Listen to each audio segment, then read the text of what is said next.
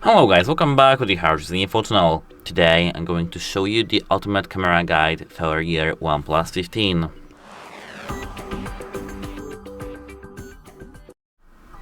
So actually, even though here this phone isn't that focused on the photography and videos, we do have very great camera, and we can actually make the camera even better with adjusting the settings.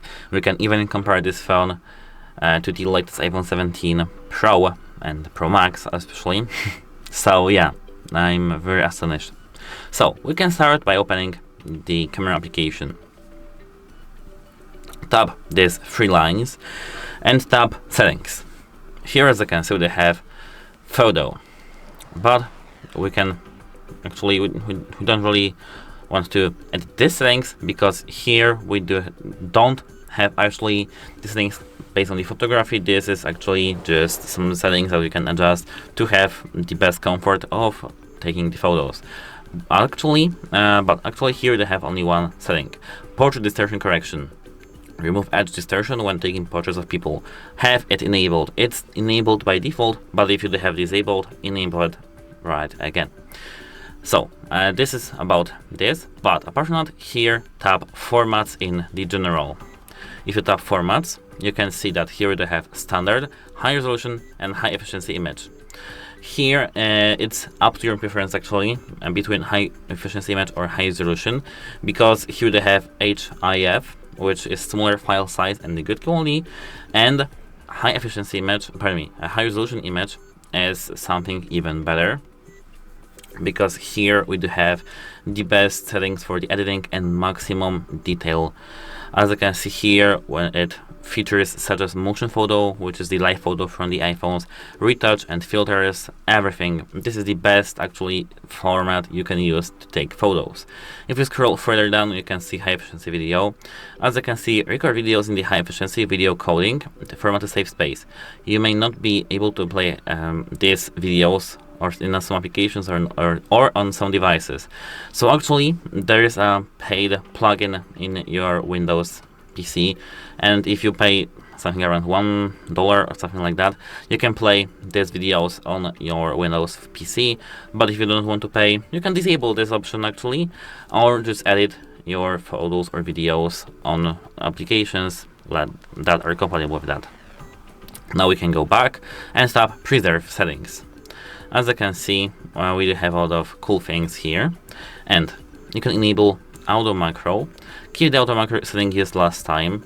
So this is just like keeping these settings that was previously done by you in this device. So you can, as you can see, enable everything from here, but the basic one I do recommend, of course, this basic one that are preset by the system.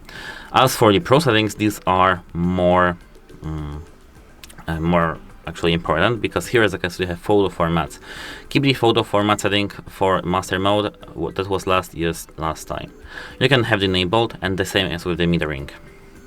Now we can go back, and here, apart from that, we can go to watermark. And what I do recommend is to have the photo watermark disabled, because as you can see, when it's enabled, you do have just this OnePlus things, OnePlus watermark, that you have taken your picture on the OnePlus. So I don't really think that that's nice. I like doing my own watermarks, and yeah, with my, for example, own logo. Here, if you scroll down, it's not actually that important, but if you tap here photo capture, you can tap still photo or motion photo.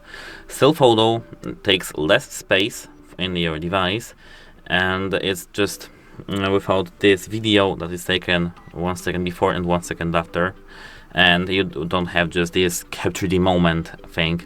So you can just have the still photo set here.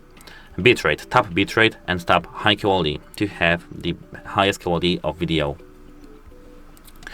It may increase image quality while consuming more storage. This supports video recording in both normal and pro video mode.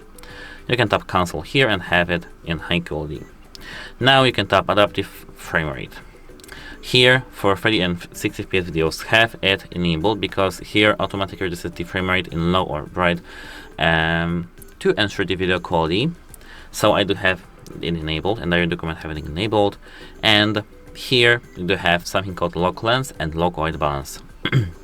So if you are, for example, a vlogger or something like that, or just want to take videos of yourself, the camera may just switch lenses and it looks bad. Honestly, it looks bad in my opinion. And if you don't really want to have the lens locked, just have, you want to have your lens locked, enable this option, then your lens won't be switching, so the quality in some frames may be worse. If you're, for example, want to show something in the macro mode, like as you can see here, they have only one lens and it's just autofocus, but this is not the same. Here they have different lenses and it may just switch or something like that, so you can have it enabled when you are a vlogger. Here I don't recommend to have the lock white balance enabled, because white balance and automatically adjusted white balance is very important, so have this option disabled. Now we can move further and further. Here you do have something called quick launch and smart status. This is your actually own preference to have it enabled or disabled, and that's it for the settings right here. Apart from that, here in the photo itself, we do have a lot of cool features. For example, here they have this EV, which is the white balance and exposure. You can adjust it up to yourselves, but if you, for example, want to take the photos, like for example landscapes or something like that, what I do recommend is to have it something around -0.3, because it prevents the sky blowout. As you can see here, they have the automatic, in this one they have automatic white balance, but if you want to set it by yourself, this is the way you should go. Apart from that, smart scenes. Here they have, as you can see, smart scenes, and these are just the pre-made presets of the image. I don't really recommend to have it set. Apart from that, here, if you tap on these three lines again, you can see the 1:1, 4.3, 16.9 widescreen full. The best format to take photo is 4.3, because it's in every device, and it's, as you can see, just almost a square, and it just looks very nice. If you do have 16.9, it's just, as you can see, bigger, and it's more difficult when you have your hand, for example, like this, to see what is here. And it's just less, compatible with, for example, showing your photos somewhere or something like that. The 4.3 is best format for social media, for example, so I do recommend 4.3. Here they have something called internal shooting, and if you enable that, you can shoot numerous number of the photos in at once, so have it disabled. Or if you just want to, for example, capture a moment of something, or somebody jumps and you want to take 100 photos in one place, you can have it enabled. Apart from that, here they have something called Auto HDR. Auto HDR is useful, so have it enabled. As you can see here, they have some options. Apart from that, for example, lighting. Here, as you can see, what I do recommend to have the best photo is to have it disabled also, because the manual settings are better. Here they have filters. You can set them after editing the after taking the image, when you are editing it, so I don't really recommend that. And have the retouch disabled, because these aren't that natural, and you can of course edit the photo right after taking it. Here, apart from that, if you want to take a very beautiful photo, go here to the more, and as you can see here, they have something called high res. Tap high res. Here, best for natural scenery and for not moving objects with your 50 main sensor megapixel camera. These photos taken right here are just the most beautiful ones. And let me, for example, take quickly a photo of my flower. This flower right here. This is a photo I took right now, and these are the natural settings, the default ones that I, for example, set earlier. And yeah, this is this photo, 50 megapixel camera, as you can see. Here, if you tap more, you do have something called long exposure, but that's not about this. But apart from that, here, if you do want to take photos or videos at night, tap night mode. Sometimes it's just turns on automatically, but it's really the best option to enable it by yourself.